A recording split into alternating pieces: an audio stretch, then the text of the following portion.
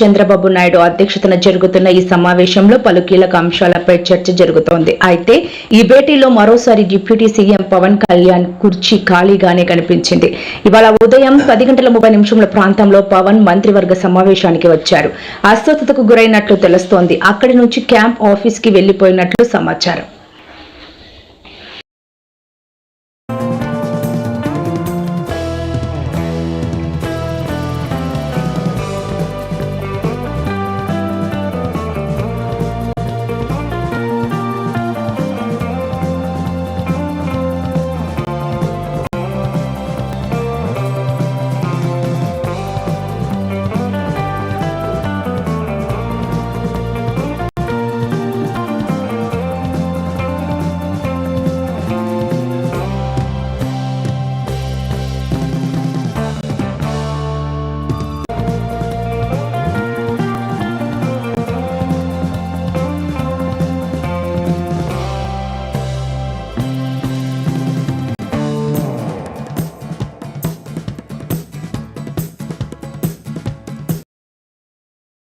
Betting యాప్ల మోజులో పడి కొందరు ప్రాణాలు పోగొట్టుకుంటున్న ఘటనలు తరచూ వెలుగు చూస్తున్నాయి.